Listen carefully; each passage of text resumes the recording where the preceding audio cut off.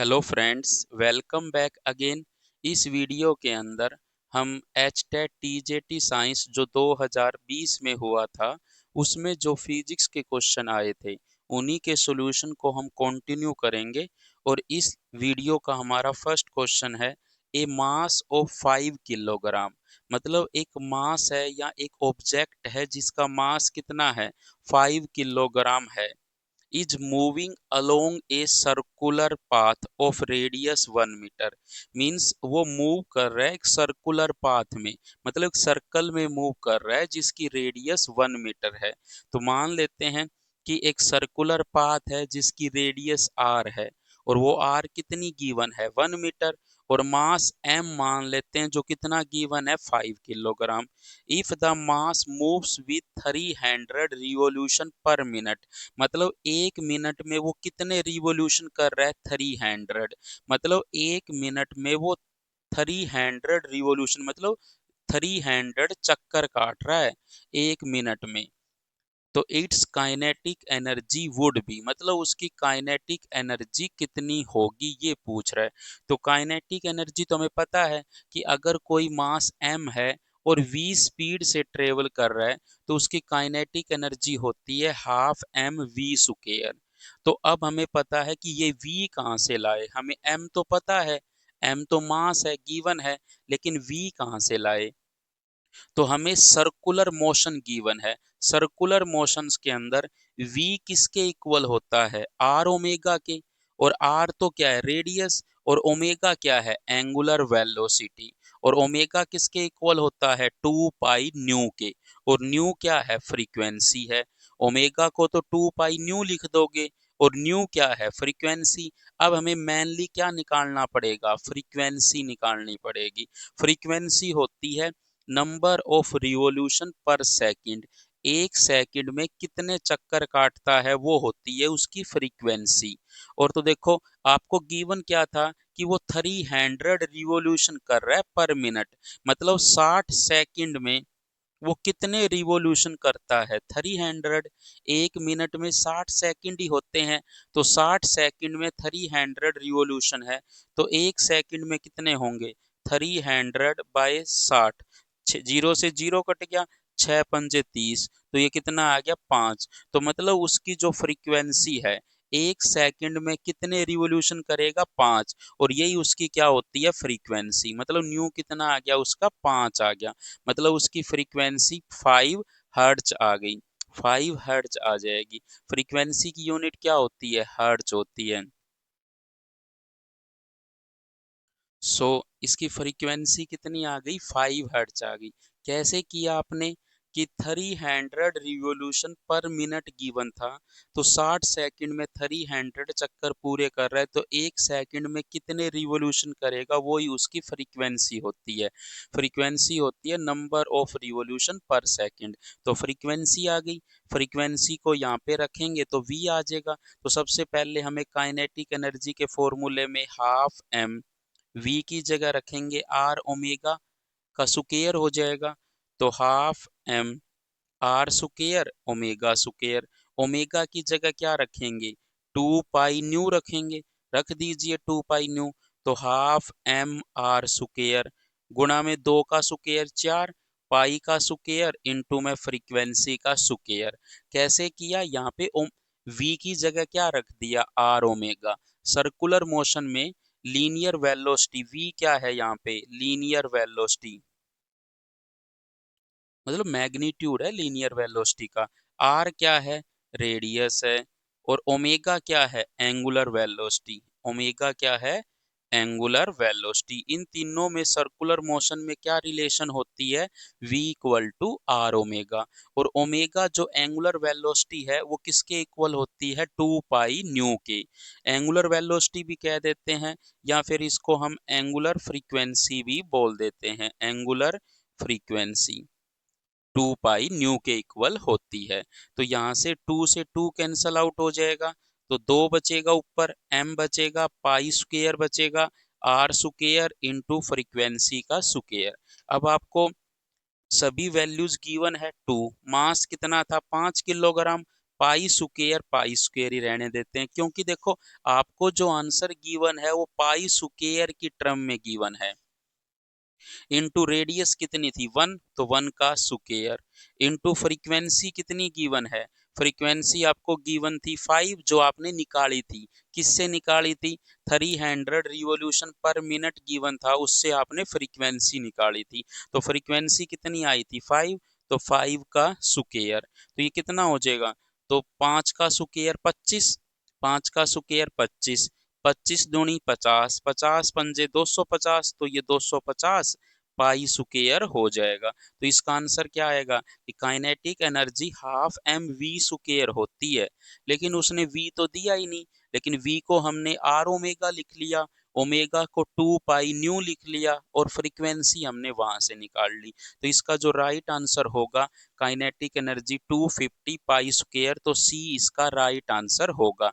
कैसे, अब देखो नेक्स्ट क्वेश्चन क्या है, if the radius of the earth becomes 3 times, मतलब आपने अर्थ की रेडियस को 3 टाइम्स कर दिया, then what should be the change in the density, मतलब डेंसिटी में कितना चेंज करें, so that the value of G की डज नॉट चेंज, मतलब जो एक्सेलरेशन ड्यू टू ग्रेविटी जो जी है उसके ऊपर कोई इफेक्ट ना पड़े, उसकी वैल्यू में कोई चेंज ना हो, तो हमें डेंसिटी का क्या करना चाहिए, डेंसिटी में क्या चेंज करें कि उसकी रेडियस को 3 टाइम्स भी कर दें, और डेंसिटी में क्या चेंज करें ताकि जी के ऊपर अफेक्ट ना पड़े, मतलब आपने जो रेडियस है आर उसको कितना कर दिया 3r कर दिया, मतलब 3 टाइम्स कर दिया, ऐसा ही कुछ किया है। If the radius of earth becomes 3 times, मतलब पहले रेडियस आर थी बाद में 3r कर दी, तो डेंसिटी जो रो थी पहले, बाद में कितनी डेंसिटी करनी पड़ेगी ताकि जी क्या रहे सेम रहे, जी क्या रहे सेम रहे, तो क्या करना होगा डेंसिटी का, देखो जी जो होता है वो होता है G M by R square, G किसके इक्वल होता है, G M by R square. If the radius of earth, earth की बात कर रहा है, तो अगर अर्थ है जिसका मास कितना है एम और रेडियस कितनी है आर, तो ये जो एम है ये मास है अर्थ का, आर है ये रेडियस है अर्थ की, और जी है gravitational constant, universal gravitational constant. तो ये तो मास की टर्म में है, हमें इसको किसके टर्म में लाना पड़ेगा, डेंसिटी की टर्म में, और मास किसके इक्वल होता है, मास होता है डेंसिटी गुणा में वॉल्यूम, किसके इक्वल होता है, डेंसिटी गुणा में वॉल्यूम, और वॉल्यूम कितना होगा इसका 4/3 पाई आर क्यूब, और डेंसिटी कितनी है रो, इंटू में 4/3 पाई आर क्यूब, तो मास को हम ये लिख सकते हैं अगर अर्थ की डेंसिटी क्या है रो, तो जी कितना हो जाएगा, G by R square into 4/3 pi rho into में आर की पावर 3, आर स्क्वायर से एक R, R square cancel out हो जाएगा और एक आर ऊपर बच जाएगा, तो कितना आ जाएगा 4/3 पाई कैपिटल जी रो इंटू में आर, यही चीज आएगी 4/3 पाई जी रो, और एक आर ऊपर बच गया वो आ गया, तो जी जो है वो कितना आ गया 4/3 पाई जी रो एंड आर, ये चीज आ गई। आपने आर को इसको आपने 3 टाइम्स कर दिया, तो इस 3 को कोई कैंसल करने वाला चाहिए, ये चीज सेम कब रहेगी, जब ये पूरी क्वांटिटी सेम रहे, 4 सेम, 4 कांस्टेंट, पाई कांस्टेंट, जी कांस्टेंट। अगर आप रो बाय 3 कर दो, और इसको आपने कितना किया था 3r, अब सोचिए इसको आपने 3r कर दिया, तो इसको अगर आप रो/3 कर दोगे तो 3 से 3 कैंसल आउट हो जाएगा और सेम यही बन जाएगा, तो डेंसिटी क्या हो जाएगी 1/3 हो गई, डेंसिटी जो रो थी वो पहले वो कितनी हो गई 1/3 रह गई, मतलब पहले जो डेंसिटी रो थी उसको कितना करना पड़ेगा रो/3 करना पड़ेगा ताकि जी क्या रहे सेम रहे। तो कैसे किया आपने इस क्वेश्चन को, पहले तो आपने जी का फॉर्मूला पता होना चाहिए, जी किसके इक्वल होता है, G M by R square, M earth का मास है, आर रेडियस है, रो डेंसिटी है। तो यहाँ पर हमें मास न लेकर डेंसिटी की टर्म में लेके आना पड़ेगा जी को। तो डेंसिटी की टर्म में लेके आए तो ये फॉर्मूला आया। इस फॉर्मूले में हमने आर को 3r पुट करेंगे तो जी को क्या रखना है, सेम रखना है। जी को अगर सेम रखना है तो रो को कितना लेना पड़ेगा, रो बाय 3।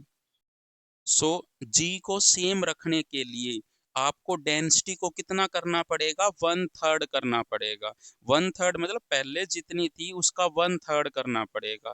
तो डेंसिटी रिड्यूस टू हाफ गलत है, डेंसिटी बिकम्स 1/3। ये सही है कि डेंसिटी कितनी हो जानी चाहिए, 1/3 हो जानी चाहिए, ताकि आपका जी क्या रहे, सेम रहे। तो इसका राइट आंसर क्या होगा, बी इसका राइट आंसर होगा। अब देखिए नेक्स्ट क्वेश्चन क्या है। A point charge Q is rotating along a circle. मतलब एक पॉइंट चार्ज क्याउ जो है रोटेट कर रहा है सर्कल में in the electric field generated by another point charge Q. मतलब एक पॉइंट चार्ज कैपिटल क्याउ है, उसके फील्ड में एक स्मॉल क्याउ चार्ज क्या कर रहा है, सर्कुलर पाथ में रिवॉल्व कर रहा है। कैसे पाथ में रिवॉल्व कर रहा है, सर्कुलर पाथ में रिवॉल्व कर रहा है। तो ऐसा ही दिया गया है। ए पॉइंट चार्ज क्याउ, एक पॉइंट चार्ज था क्याउ आपका, is rotating along a circle, एक सर्कल में क्या कर रहा है, रोटेट कर रहा है इन the electric field generated by another. और सर्कल में रिवॉल्व करने के लिए उसको क्या चाहिएगी, सेंट्रीबिटल फोर्स चाहिएगी। वो सेंट्रीबिटल फोर्स कौन प्रोवाइड करेगा, ये जो कैपिटल क्याउ चार्ज है, ये जो कैपिटल क्याउ चार्ज है, ये कैपिटल क्याउ चार्ज इसके ऊपर सेंटर की तरफ फोर्स लगाएगा, सेंट्रीबिटल फोर्स। तो ये आपकी क्या है, सेंट्रीपिटल फोर्स है। ये सेंट्रीबिटल फोर्स इस स्मॉल क्याउ चार्ज पे लगेगी और ये स्मॉल क्याउ चार्ज सर्कल में रिवॉल्व करता रहेगा। क्योंकि हमने पढ़ा है कि अगर किसी वस्तु को या किसी ऑब्जेक्ट को सर्कल में मूव करने के लिए या सर्कुलर पाथ में मूव करने के लिए एक फोर्स की जरूरत पड़ती है, सेंट्रीबिटल फोर्स। और वो फोर्स कौन प्रोवाइड कराएगा, वो फोर्स प्रोवाइड कराएगा इलेक्ट्रोस्टैटिक फोर्स। कौन प्रोवाइड कराएगा, इलेक्ट्रोस्टैटिक फोर्स। वो फोर्स आपको प्रोवाइड करा के देती है। A point charge Q is rotating along a circle in the electric field generated by another point charge q. The work done by the electric field on the rotating charge in one complete revolution। मतलब ये जो centripetal force है या फिर ये जो electric field इसने generate किया था, इसके द्वारा कितना वर्क किया जाएगा उसका एक कंप्लीट रिवोल्यूशन होने में। तो इसका आंसर आएगा 0। क्योंकि सेंट्रीबिटल जो फोर्स होती है ना, वो डिस्प्लेसमेंट के क्या लगेगी, परपेंडिकुलर लगेगी। यहाँ पे जो हर बारी जो वेलोसिटी है या फिर डिस्प्लेसमेंट की जो डायरेक्शन है, वो हर बारी क्या होगी, फोर्स के परपेंडिकुलर होगी। और फोर्स और डिस्प्लेसमेंट अगर एक दूसरे के परपेंडिकुलर होते हैं तो कितना वर्क डन करना पड़ेगा, 0। 0 वर्क डन करना पड़ेगा उस इलेक्ट्रिक फील्ड के द्वारा। मतलब वो इलेक्ट्रिक फील्ड कोई वर्क नहीं करेगा। क्यों नहीं करेगा, वो इसलिए नहीं करेगा क्योंकि फोर्स और डिस्प्लेसमेंट, फोर्स जो फोर्स और जो डिस्प्लेसमेंट होते हैं दोनों एक दूसरे के क्या होते हैं, परपेंडिकुलर होते हैं। ये आपका डिस्प्लेसमेंट है। मतलब फोर्स की डायरेक्शन और डिस्प्लेसमेंट की डायरेक्शन दोनों परपेंडिकुलर होगी हर टाइम इन वन रिवॉल्यूशन में। सो फोर्स और डिस्प्लेसमेंट परपेंडिकुलर होंगे तो वर्क डन कितना आएगा, 0। तो इसका राइट आंसर क्या होगा, सी इसका राइट आंसर होगा। सो एक क्याउ चार्ज जो स्मॉल क्याउ चार्ज है उसको कैपिटल क्याउ के फील्ड में रिवॉल्व कर रहा है और वो सर्कल में रिवॉल्व कर रहा है, और सर्कल में रिवॉल्व कर रहा है तो वो उसके ऊपर सेंट्रीबिटल फोर्स लगा रहा होगा, और वो सेंट्रीबिटल फोर्स के द्वारा वर्क डन कितना होता है, 0 होता है। तो ये भी याद रखिएगा कि work done by centripetal force, work done by centripetal force, मतलब सेंट्रीबिटल फोर्स जो सेंटर की तरफ लगती है बॉडी को सर्कुलर पाथ में रिवॉल्व कराने के लिए, तो वो वर्क डन कितना होता है, 0 होता है। तो work done by centripetal force क्या होती है, 0। और यहाँ पे वही फोर्स लग रही है। अब देखिए नेक्स्ट क्वेश्चन क्या है। इन अ LCR सर्किट, मतलब एक LCR सर्किट आपको गिवन है। Capacitance is changed from C to 5C, मतलब आपने कैपिस्टेंस को चेंज कर दिया LCR सर्किट में। एक LCR सर्किट है आपका, LCR सर्किट में आपने क्या किया, कैपिस्टेंस पहले C थी, बाद में 5C कर दी। For the resonant frequency to remains unchanged, मतलब आप रेजोनेंट फ्रीक्वेंसी जो न्यू नोट होती थी 1/2 pi under the root LC, ये होती थी रेजोनेंट फ्रीक्वेंसी। ये क्या होती थी, रेजोनेंट फ्रीक्वेंसी होती है जिस फ्रीक्वेंसी पे इम्पीडेंस जो है, ये वो फ्रीक्वेंसी होती है रेजोनेंट फ्रीक्वेंसी। ये वो फ्रीक्वेंसी है, फ्रीक्वेंसी ऑफ AC सोर्स, मतलब जो आपने AC सोर्स लगाया है उसकी वो फ्रीक्वेंसी है एट विच, जिसके ऊपर जो जड़ है, जो इम्पीडेंस है सर्किट का, जड़ ऑफ सर्किट का, वो क्या हो जाता है, मिनिमम हो जाता है। मतलब उस सर्किट का जो इम्पीडेंस है उस फ्रीक्वेंसी पे मिनिमम हो जाता है, और जो करंट जो फॉलो करेगा, वो करंट क्या फॉलो करेगा उस सर्किट में, मैक्सिमम करंट फॉलो करेगा। तो ये भी पता होना चाहिए आपको, रेजोनेंट फ्रीक्वेंसी जो आपने AC सोर्स लगा रखा है इनपुट में, वो आपकी वो फ्रीक्वेंसी है जिसके ऊपर जड़ है या इम्पीडेंस होगा उस सर्किट का मिनिमम होता है, या करंट जो होगा उस सर्किट में वो मैक्सिमम होता है। तो आपसे कह रहा है ये रेजोनेंट फ्रीक्वेंसी किसके इक्वल होती है, 1/2 pi under the root LC, root के अंदर L और C है ओनली, और ये आपकी रेजोनेंट फ्रीक्वेंसी है। तो for the resonant frequency to remains unchanged, मतलब ये सेम रहनी चाहिए। The inductance should be changed from L2, मतलब इंडक्टेंस L से कितना करें ताकि ये क्या रहे, सेम रहे। न्यू नोट क्या रहना चाहिए, सेम रहना चाहिए। मतलब ये C है, ये 5C हो गया, L से कितना लेके जाएं, तो आप कॉमनली सोचिए इस चीज को सेम रखना है। ये अगर 5C कर दोगे तो इसको L/5 करना पड़ेगा ताकि वो 5 इस 5 से क्या हो जाए, कैंसल। तो इसको आप नॉर्मली सोच सकते हो कि आपको L कितना करना पड़ेगा, L/5, क्योंकि यहाँ पे अगर आप L/5 रखोगे तो देखो इस केस में भी रेजोनेंट फ्रीक्वेंसी न्यू नोट आएगी, और इस केस में भी रेजोनेंट फ्रीक्वेंसी न्यू नोट आएगी। L और C आपने रखा, न्यू नोट आई। यहाँ पे अगर आप 5C रखते हो और यहाँ पे L/5 रखते हो तो 5 से कैंसल आउट हो जाएगा, तो रेजोनेंट फ्रीक्वेंसी क्या रहेगी, न्यू नोट ही रहेगी। सो आपको L कितना करना पड़ेगा, L/5 करना पड़ेगा। सो इसका राइट आंसर क्या होगा, बी इसका राइट आंसर होगा कि आपको L कितना चेंज करना पड़ेगा, L2 कितना जाना पड़ेगा, L/5 जाना पड़ेगा, ताकि आपकी रेजोनेंट फ्रीक्वेंसी क्या रहे, अनचेंज्ड रहे। अब देखिए नेक्स्ट क्वेश्चन क्या है। एक क्रिकेट बॉल ऑफ मास 150 ग्राम, मतलब एक क्रिकेट बॉल है जिसका मास कितना है, एक क्रिकेट बॉल जिसका मास जो m है वो कितना गिवन है, 150 ग्राम गिवन है कि एक क्रिकेट के बॉल जिसका मास 150 ग्राम है, is moving with a velocity of 12 metre पर सेकंड, मतलब वो 12 मीटर पर सेकंड से आई, and is hit by a bat, मतलब वो बैट से हिट हुई, जो हम क्रिकेट खेलते हैं वो बैट ही तो होता है, उससे वो हिट हुई। So that the ball is turned back with a velocity of 20 metre पर सेकंड, मतलब जिस तरफ से आ रही थी उसी तरफ वापस चली गई। टर्न्ड बैक का मतलब उसके अपोजिट, रिटर्न बैक हो गई।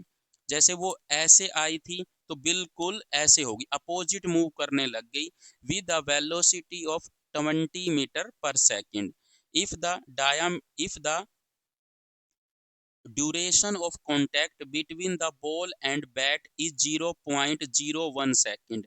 मतलब ये जो है कितने टाइम के लिए कॉन्टैक्ट में आई है, 0.01 सेकेंड। तो इम्पल्स ऑफ द फोर्स पूछ रहा है, मतलब आपसे इम्पल्स की वैल्यू पूछ रहा है। मतलब ये जो फोर्स लगी है, जो बहुत कम टाइम के लिए लगी है, the duration of contact between the ball and bat is 0.01 second. मतलब इतने टाइम के लिए बॉल और बैट का मिलन हुआ है, और उस मिलन में क्या हुआ कि उसने वो बहुत लार्ज फोर्स बहुत कम टाइम के लिए लगी, तो उसने कितना इम्पल्स दिया, उस टोटल इफेक्ट बताना है उस फोर्स का। तो इम्पल्स जो होता है, इम्पल्स जो होता है वो होता है फोर्स इनटू टाइम। लेकिन साथ में फोर्स इनटू टाइम जो होता है वो चेंज इन लीनियर मोमेंटम भी होता है। चेंज इन लीनियर मोमेंटम, कि लीनियर मोमेंटम में जो चेंज होगा उसी को हम क्या कहते हैं, इम्पल्स कहते हैं। अब देखिए, ये मान लो आपका बैट है, यहाँ पर वो बॉल जो आई थी एम मास की, वो कितने से आई, 12 मीटर पर सेकंड से आई, और वापिस कितने से चली गई, चली गई 20 मीटर पर सेकंड से चली गई। और ये आपका क्या है, बैट है। समझ गए, एक बॉल 12 मीटर पर सेकंड से आई और 20 मीटर पर सेकंड से चली गई। तो अब देखिए, ये m मास है, ये मान लेते हैं v1 है, और ये मान लेते हैं v2 है। तो इनिशियल मोमेंटम p1 क्या होगा, mass into velocity. Final momentum p2 क्या होगा, मास इंटू वेलोसिटी। तो m मास और वेलोसिटी कितनी है, 12। m मास और वेलोसिटी कितनी है, 20। तो ये कितना होगा, 12m, और ये कितना होगा, 20m। लेकिन देखो, अब ये तो मोमेंटम का क्या है, मैग्नीट्यूड है। तो अगर मैं इस डायरेक्शन को पॉजिटिव लेता हूं और इसके अपोजिट वाली डायरेक्शन को क्या लेता हूं, नेगेटिव, तो ये जो शुरू वाला मोमेंटम है उसको तो पॉजिटिव लिया जाएगा, और बाद वाले मोमेंटम को क्या लिया जाएगा, नेगेटिव। तो ये माइनस का 20 क्यों लिया, समझ आ गया। तो यहाँ पर आपने माइनस क्यों लगाया, इस चीज को समझ पा रहे हो। क्योंकि माइनस हमने इसलिए लगाया क्योंकि ये जो डायरेक्शन है ये नेगेटिव डायरेक्शन है, और मोमेंटम कैसी क्वांटिटी होती है, वेक्टर क्वांटिटी। तो P1 मोमेंटम क्या आएगा, m इंटू वी1। तो इसको पॉजिटिव लिया क्योंकि ये इसी डायरेक्शन में है, प्लस की डायरेक्शन में, और ये माइनस की डायरेक्शन में है, तो यहाँ पे माइनस लिया, यहाँ पे भी माइनस आएगा, और यहाँ पे भी क्या आएगा, माइनस। तो P2 किसके इक्वल आएगा, माइनस का 20m आएगा। ठीक है।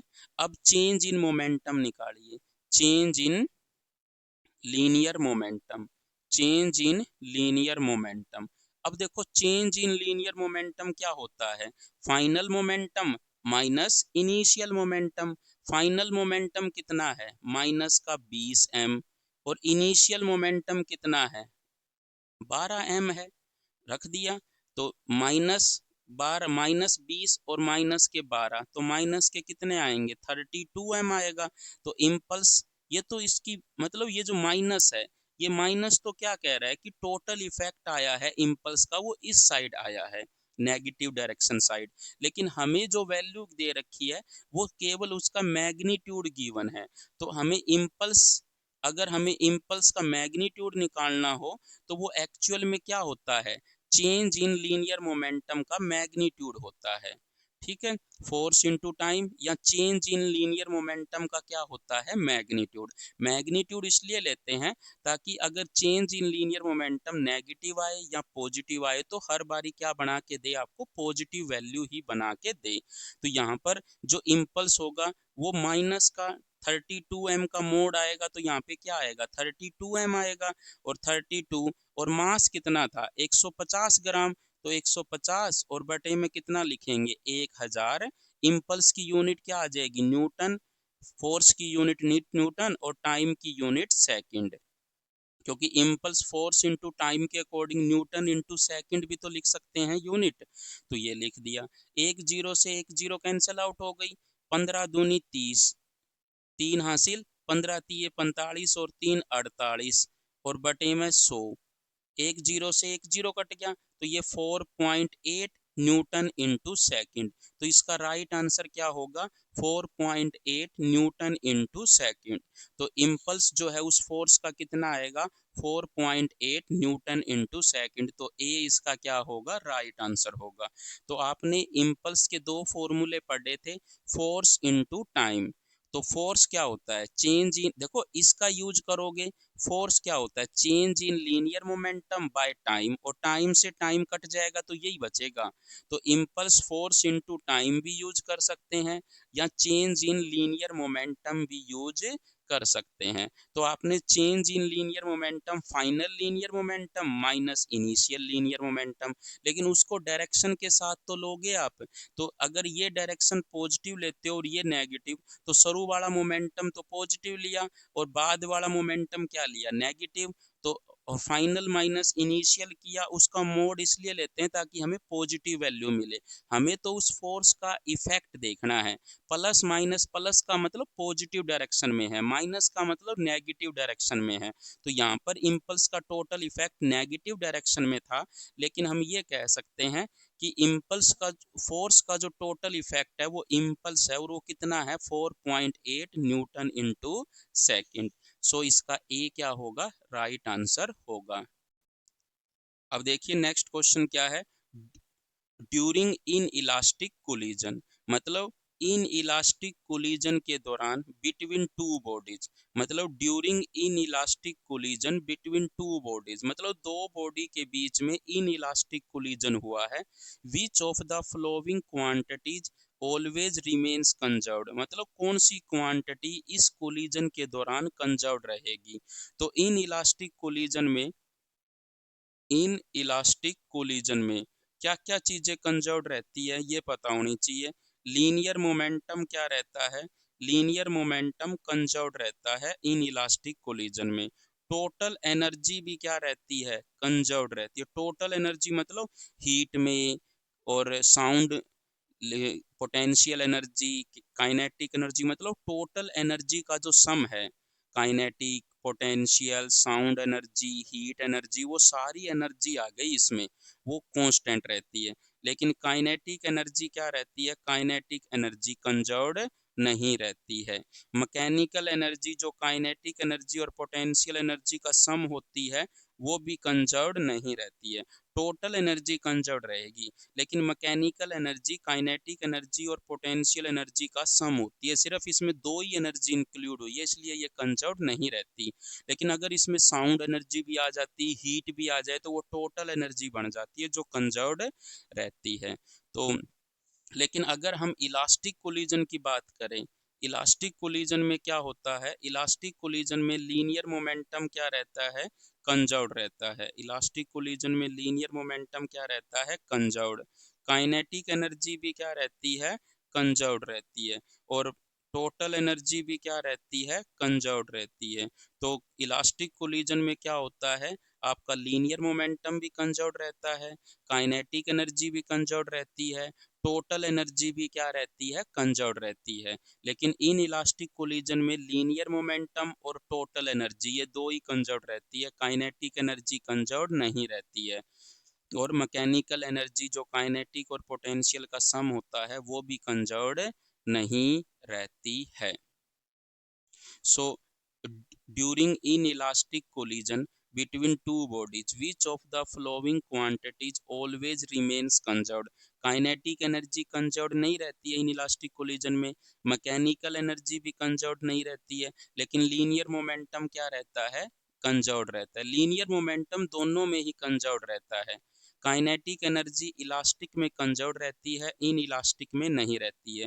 टोटल एनर्जी भी दोनों में क्या रहती है, कंजर्व्ड रहती है। तो इसका राइट आंसर क्या होगा, सी इसका राइट आंसर होगा। ये जो डी ऑप्शन है, देखिए both kinetic energy and linear momentum, kinetic energy conserved नहीं रहती है, दोनों कंजर्व्ड नहीं होते, सिर्फ लीनियर मोमेंटम अकेला क्या रहता है, कंजर्व्ड रहता है, और टोटल एनर्जी कंजर्व्ड रहती है। तो ऑप्शन के अकॉर्डिंग सी इसका क्या होगा, राइट आंसर होगा, कि लीनियर मोमेंटम क्या रहेगा, कंजर्व्ड रहेगा। अब देखिए next question, when light is incident on an metallic surface, मतलब जब हम लाइट को इंसिडेंट करते हैं किसी मेटल की सरफेस पे, the maximum kinetic energy of emitted photo electron, मतलब जो इलेक्ट्रॉन उस मेटल की सरफेस से निकला है उसकी मैक्सिमम काइनेटिक एनर्जी जो होती है वो किस पे डिपेंड करती है। तो ये फॉर्मूला आपने पढ़ा होगा, मैक्सिमम काइनेटिक एनर्जी किसके इक्वल होती है, h nu minus phi naught. H nu, h क्या है, प्लैंक्स कांस्टेंट, न्यू क्या है, फ्रीक्वेंसी ऑफ लाइट की, जिस फ्रीक्वेंसी की आपने लाइट उस पे डाल ली है। और फाई नोट क्या होता है, work function of a metal surface, work function of a metal, मतलब जिस मेटल पे डाली है उस मेटल का वर्क फंक्शन है। तो यहाँ से आप देख पाओगे कि when light is incident on an metallic surface, कि एक मेटल की सरफेस पे आपने लाइट डाली है, the maximum kinetic energy of emitted photo electron depends on, मतलब कि काइनेटिक एनर्जी मैक्सिमम किस पे डिपेंड करती है, वेलोसिटी ऑफ इंसिडेंट लाइट, कहीं पर वेलोसिटी नहीं आया हुआ, इंटेंसिटी पे भी डिपेंड नहीं करती, फ्रीक्वेंसी पे डिपेंड करती है, लाइट की जो फ्रीक्वेंसी है उस पे डिपेंड करती है। तो इसका सी क्या होगा, राइट आंसर होगा। इस फॉर्मूले में न्यू आया हुआ है ना, न्यू क्या है, फ्रीक्वेंसी है, तो वो फ्रीक्वेंसी पर क्या करती है, डिपेंड करती है कि उस लाइट की फ्रीक्वेंसी कितनी है, तो उस पे हमारी maximum kinetic energy of emitted photo electrons क्या करती है, डिपेंड करती है। और इस पे भी डिपेंड नहीं करती, time interval for which the light is incident on metal, मतलब कितने टाइम के लिए आपने लाइट उस पे डाल ली है, इस बात पे भी डिपेंड नहीं करती है, ओनली किस पे डिपेंड करती है, फ्रीक्वेंसी पर। सो सी इसका क्या होगा, राइट आंसर होगा। So thank you so much for watching this video. अगर वीडियो अच्छी लगी तो please like share and subscribe जरूर करें।